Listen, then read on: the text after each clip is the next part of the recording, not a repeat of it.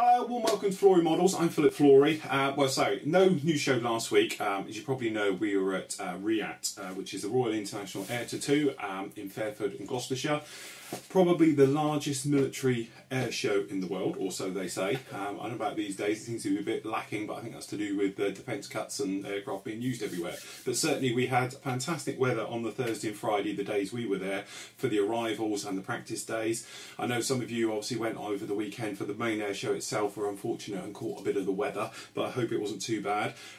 We did loads of filming over the 2 days that we were there, and hope you would have seen one just a moment ago. And obviously I'm going to do a couple of little ones throughout the show. But basically what we've got now is, I don't know, there must be, 3 or 4 hours worth of video, which is now on the site. Obviously members in the forum have seen a few of them now, but there is other ones as well. So we've got full demonstrations from the A10 Tank Buster team. We've got them on the Tornado, the Raphael, the Typhoon, full demonstrations as well. So, you can actually, if you weren't there and didn't see them. Other things, we've got loads and loads of reference videos, close-ups of the aircraft. We've got close-ups photographs as well, and what we're going to do is sort of make these into a bit of a montage, as you can probably see them at the moment, but also there will be individuals on each individual aircraft. So we've got one you and I know from actually a couple of years ago when I took a load of stills from the actual A10 that was at RIAT. They're on the site as well, so what we're going to do is bring them out the site, put them onto the main site so everyone can see them and things like that. But we had a fantastic time there. It's me and Marcus were there. And then we met up with a few more of you. We met up with you, with Paul, RAF Fireman, and with F4 City with Steve as well. So it's great to see you as well. And there's a few other members as well floating around the place. So great to see you. At least we all had the nicer days of the weather, certainly that we were there, but I said, bit of a thing. So anyway, that's the main theme to today's show, if you like. So there's plenty to get through. Other things we're going to talk about is, obviously, I've done full reviews, which we'll be on up a bit later, on the Edard MiG-29, which is a Reeboks. The brand new tooling, we can pick it up, of the actual new Revel Heinkel, which is quite a beast. I hope you've got some room on your dining room table to display that one when it's done, and everything else. 2 things we got up this week. Obviously, we've got part 3 of the Canberra build. He says, grabbing it quickly. Here it is. This is the Canberra build. That one is up on the site as well for members to watch. Part 3 of there. And the other thing as well, which is just about to go into the paint bay, is the Liberator as well. Part 1 of that one is up there at the moment. Probably going to be a 4 or 5 parter on that one as well. So there's an hour's worth of tutorial videos and full video builds to watch on those as well. So further ado, what we're going to do, we're going to start with, this is the demonstration, or a snippet of the demonstration from the A10 at the show.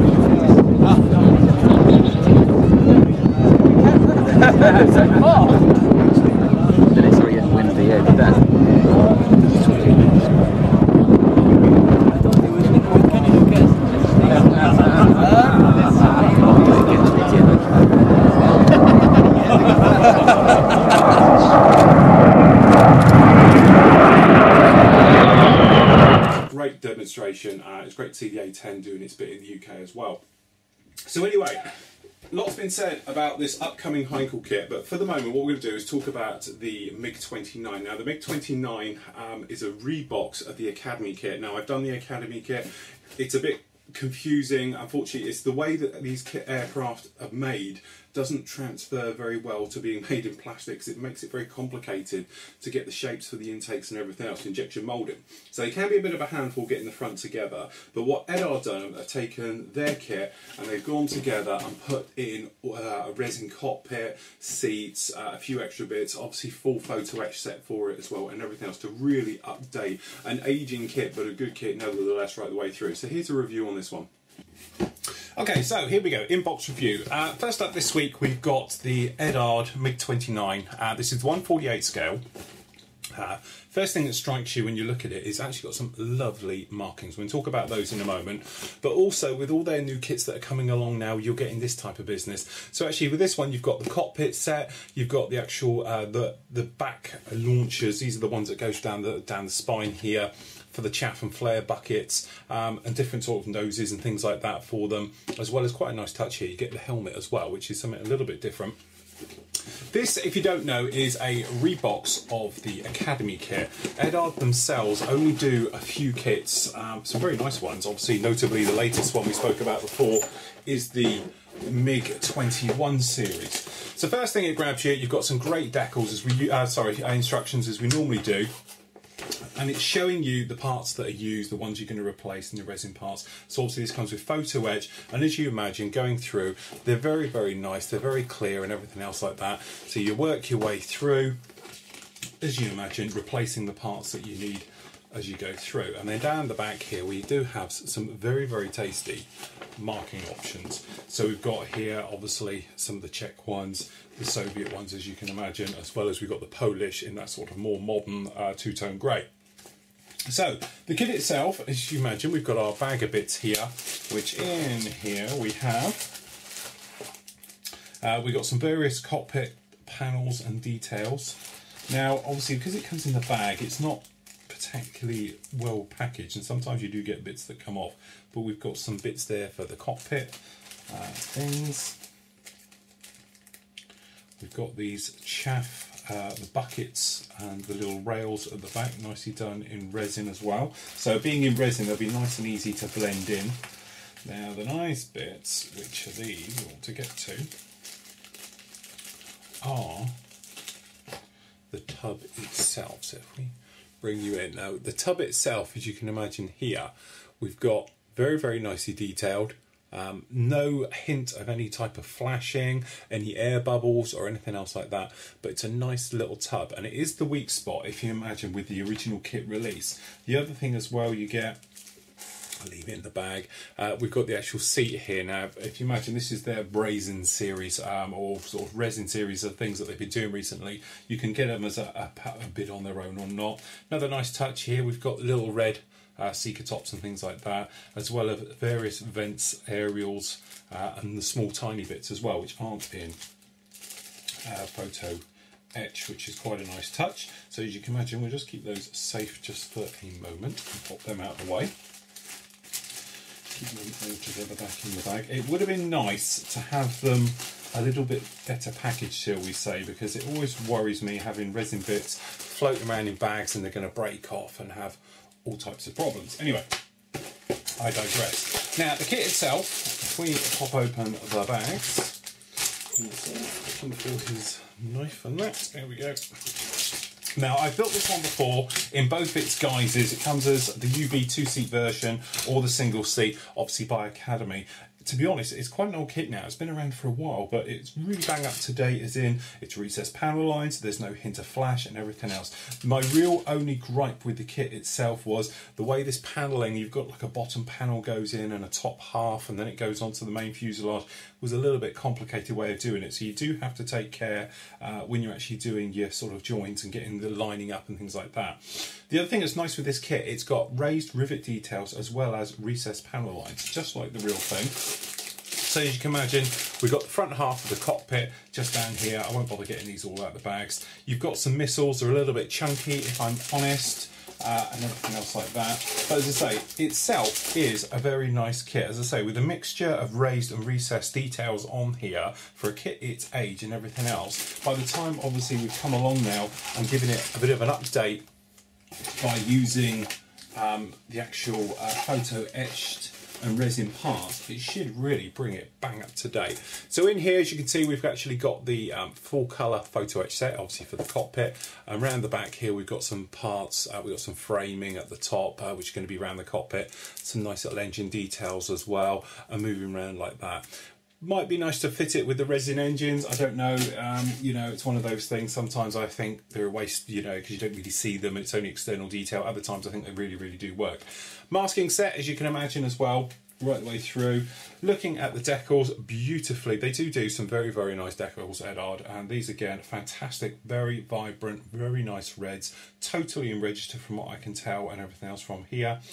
Again, it would have been nice if these parts either come in a separate bag or they actually stapled these on. Now I know a couple of kit manufacturers still do it, but as you'll see in the next review, it just drives me mad that they don't. So what I tend to do, as soon as I get them, pop along and we're just checking, making sure we're not near anything, just round at the edge, and we're just going to pop a couple of staples in, just like so, and then that way they're protected now and they're not going to fall off. But it is always a thing, you go around, you get a couple of scratches and it's not nice at all. Showing obviously where the masking goes, things like that, weapon colours, things, usual bits, and then obviously where all those lovely decals are going to go on the actual kit itself. It's such a nice kit. I will be doing this as a new video build. I spoke about it last week. What we're doing is obviously we're going to be upgrading sort of retiring, shall we say, a lot of the old video builds. So this is definitely going to be one that I'll be redoing with it. And I must admit, I have had my eye on this kit since they mentioned it coming out like that. So there again, it's a very, very nice kit. It's not going to break the bank with all those optional extras. Yes, it's a lot more money than obviously if you're going to go out and just buy the standard Academy kit, the original, but obviously you don't get all the goodies with it. Would I recommend it? Absolutely. It's a lovely kit. It goes together nice. It's a nice chunky size as well. It's a great aircraft, the MiG-29, and really, at the 1/48 scale, it is your only option anyway. Okay, so next up on the review stakes, we've got the Heinkel. Now, a lot has been said about this kit. It is amazing to think that years ago, sort of 1/32 was sort of, you know, quite the norm. And then obviously Airfix came along and did things in 1/24. So obviously we've got the old Spitfire 109, the Stuka, Lysander, things like that. Okay, and we thought really with the price of oil and production costs that big kits have had their day. Next thing you know, Airfix come along and do the Mosquito. Now that is an absolute cracking kit, and it really was brought them back with a bang, if you like. That sort of they've had great kits coming along, you know, don't get me wrong, like the Canberra we did and things like that, but then all of a sudden it's like bang, this is it, this is the Mosquito, huge scale, but the thing was, where'd you put it, because it is that big. Anyway, next thing you know, we all start getting, you know, little whiffs coming through the internet that revel are up to something as well. And they come along and done a 1/32 Heinkel. Now this thing is an absolute monster, and we'll go through the details of the box of it.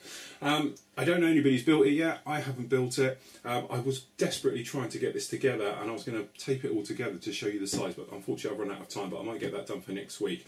I've got no massive plans before I start getting loads of emails through of building this one at the moment. Two things. One is, as I'll speak about in a moment, we've got some new projects on the go. But secondly, I've got no idea where I'd ever put this once it's done. Unfortunately, they didn't do a naval version with folding wing fold and things like that, which is one thing I thought about getting around with doing the actual Mosquito, the Airfix Mosquito. Do the naval version, fold up the wings, probably fit on a shelf.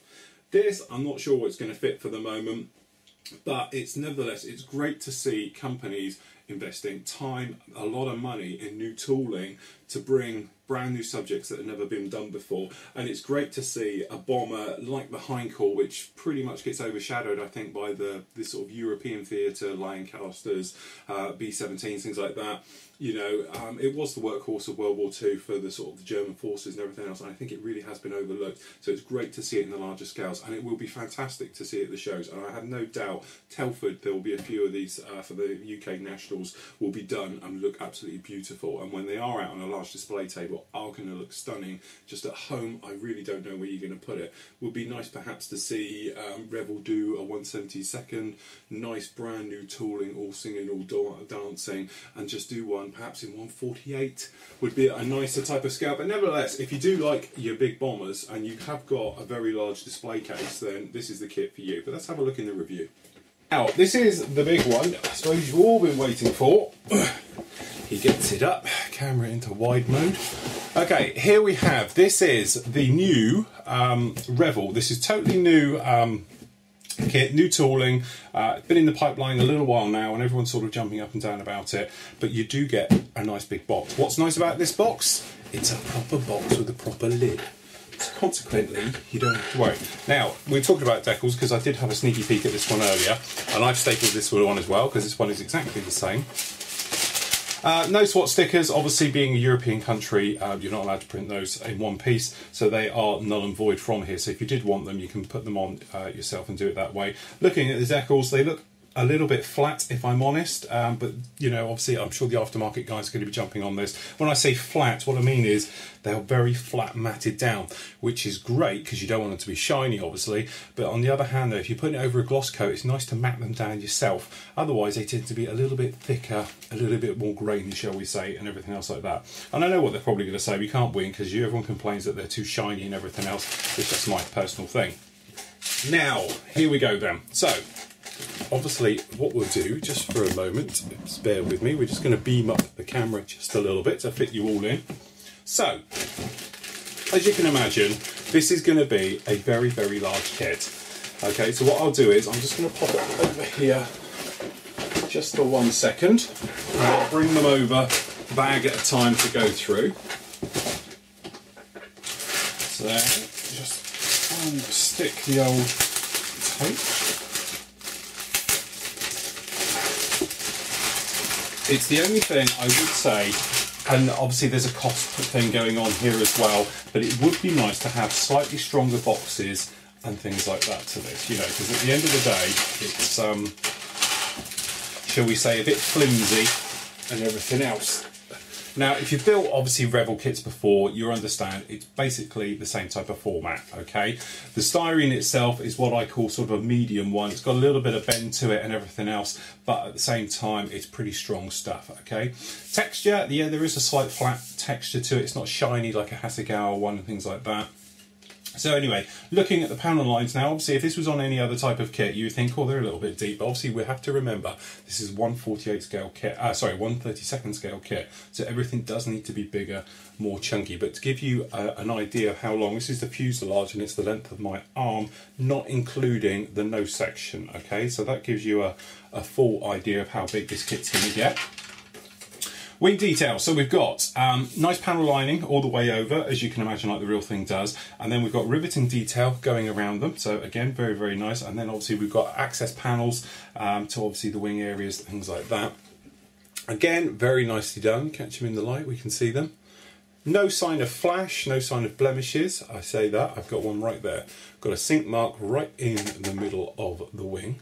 Okay, I'll take a still of that later, it'll be up on the forum, which I'm not sure if that's a rub mark from something else or a fault with the kit. Time will tell. Sometimes, obviously, when they stack them, you get like a pin mark on the bottom, rubs on the top of the wing, and you can get a dent in there. So there we go, very nicely done. I'm looking all over it, and I can't see any problem with that anywhere at all.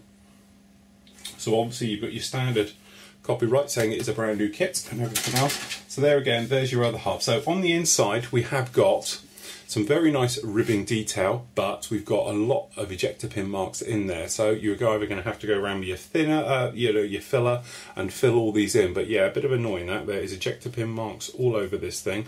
There again, it's a complicated shape. It's going to need pushing out in all the right places, so there's no real way around it. It's just a shame they're quite deep, very, very noticeable. So if you are going to go to town and detailing the interior, you know, you're going to have to fill these in certainly quite a bit. So that's that one, okay. So then we've got the wing section down the belly here. A bit of slide just at the end. Obviously keep an eye on your bags when you take them out of the bags to make sure there's no loose bits floating around inside the bag, because that's happened to me on many, many occasions.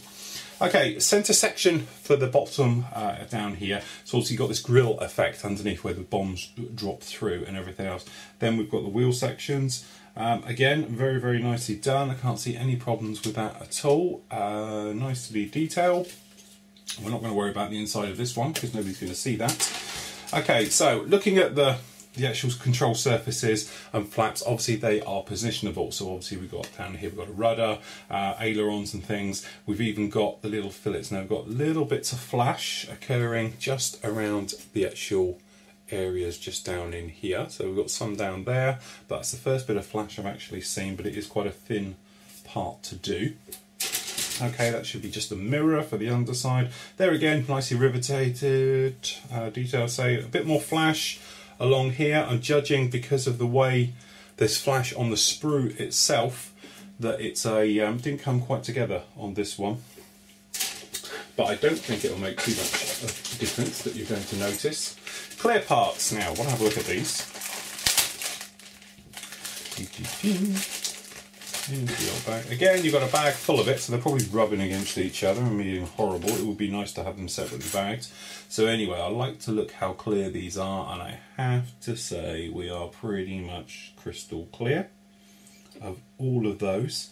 So you can imagine you've got a ring system here at the front.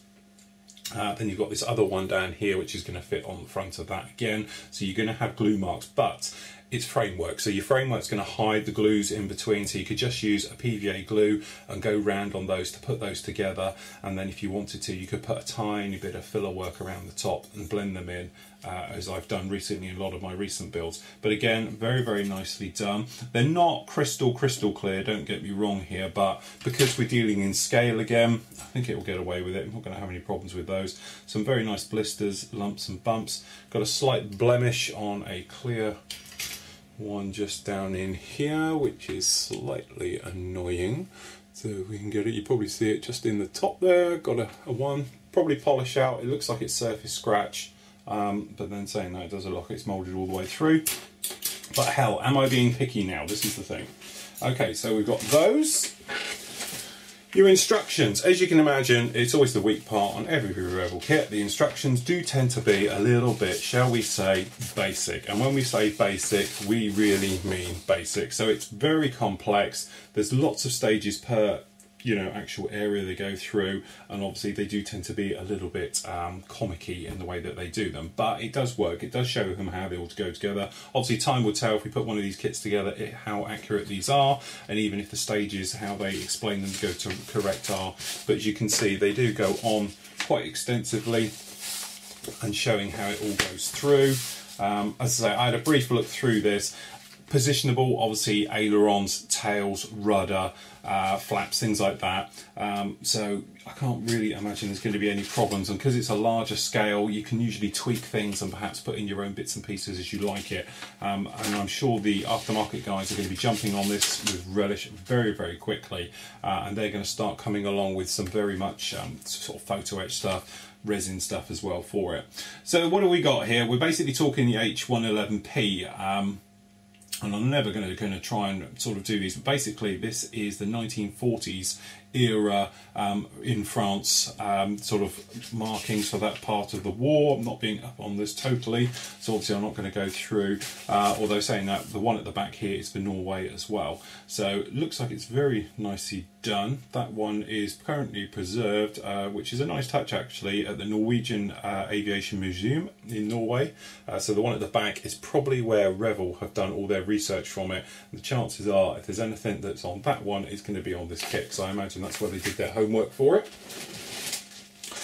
Carrying on through the sprues, we're getting to the technical type of stuff now. So in here we've got engines, the bomb bay mounts, it's like a grill effect, undercarriage and things, and I'm just looking for dents, dips, flash and stuff like that, and it looks all pretty much free of it. I can't see any real problems with any of that. That's going to be a mirror, I should think. It is to the other one. So again, this is the bulkheads and the stuff like that. Nice interior detail. We've actually got some wiring showing on the bulkheads and everything else. Obviously you could liven this up with a little bit of lead wire and things and go right the way through it. But all in all, it's going to make for a very, very big model, and I think we're really talking the Mosquito. This is going to be around about the same size as that Mosquito. There again, got detail here for the cockpit and everything else like that. Looks to be very, very nice. Instrument panels, obviously, they will probably need some work on those to sort of bring them up to date. So obviously there again, you can get aftermarket dials and things like that to put on there. And then obviously you could do bezels and things like that.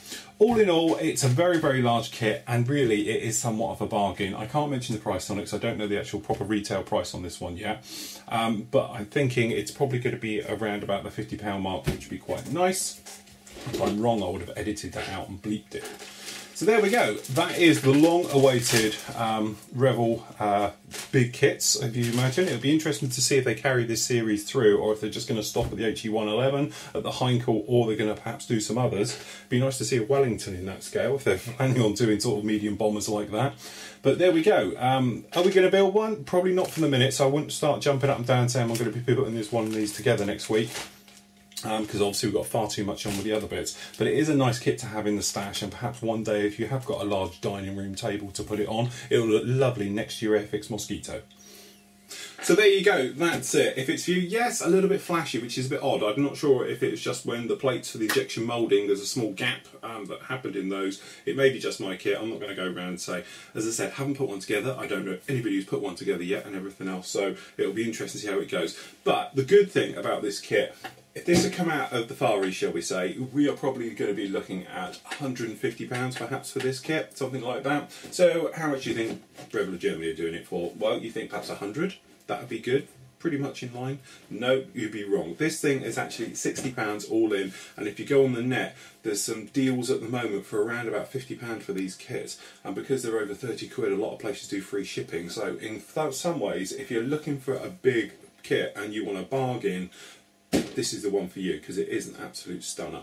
The MiG as well, as I said, this one here is £45. Yes, it's more expensive than the Academy one if you buy it on your own, but by the time you put the photo etch with it, those magic decals and fantastic things, and the resin bits and everything else, you're going to be over 45 quid anyway. I know a lot of them, they do the members one you can buy direct as well, so they should be coming through to you very, very soon. But to be honest, I know we spoke about it a couple of weeks ago, that kits now are absolutely costing a fortune. And you know, obviously we're still referring to things like the Tamiya Spitfires and stuff like that. It's great to see that sort of European companies can come along, produce or update, shall we say, kits to a very, very high standard, which are still back in what I call the sub £50 bracket. So certainly for the MiG, okay, £45, you know, you do get a lot more plastic for your money for an extra £10 if you're going to go for the Heinkel. But obviously you've got great resin detail, great photo etch, and taking your time and a few months work, it still makes this a fantastically cheap hobby when you think of the hours that go into doing this, and it's 50 quid. So anyway, that's it. I got all of everyone's details for RAF Odium. Now this is the Chinook trip that we're doing. That's all in place now, and we've got everything we need. So next thing you know, I will probably get an update from them to say the bits and pieces all about it. But basically, I'll give you full details on where we're going to meet, what time, and everything else like that. So everybody, you should have had all of those, and it's all good to go from that. Right, so anyway, here's another little shot from our time at RAF Bedford.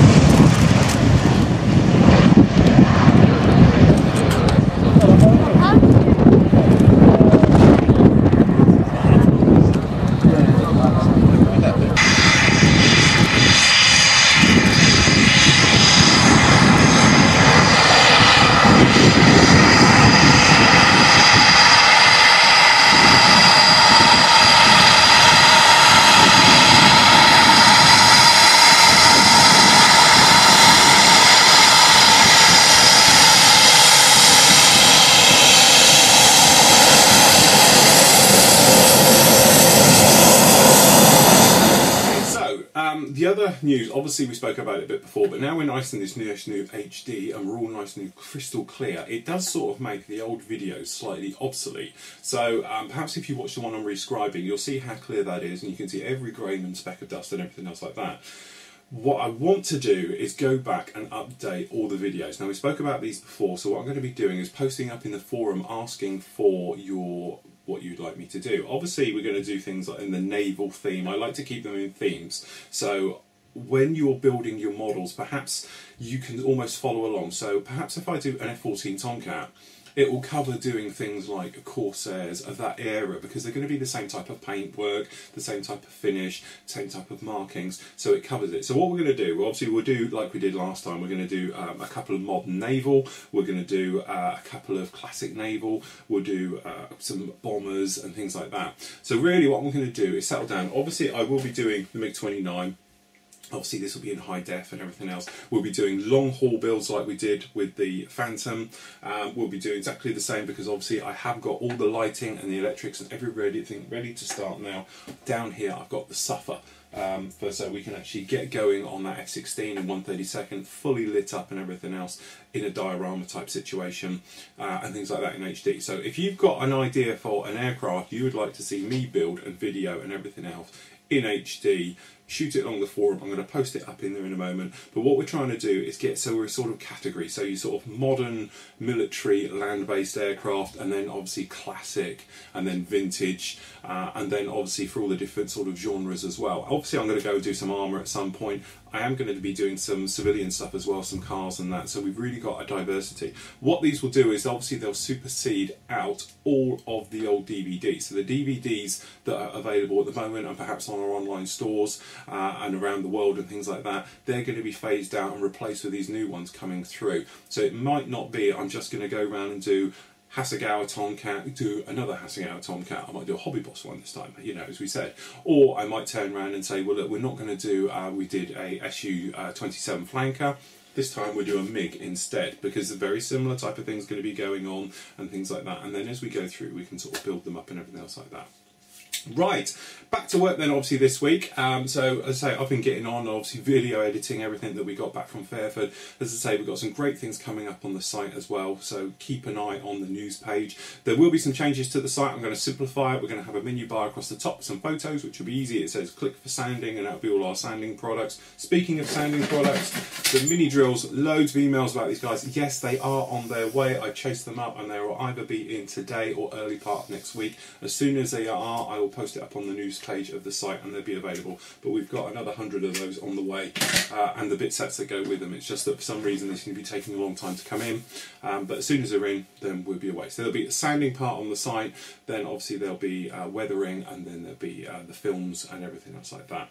So that's it for this week. I hope you enjoyed it. I hope you enjoyed our footage from React. If you have, this is what you're seeing on this site. It's literally just 2-minute clips from it. There's usually half-hour shows, so if you like the ones with the aircraft taxiing past and to get a feel without the music and the things like that, you'll absolutely love it. Just go along, and you've got actually then the actual aircraft with all the jet noise and things like that. Until next week, everyone, take care and happy modelling.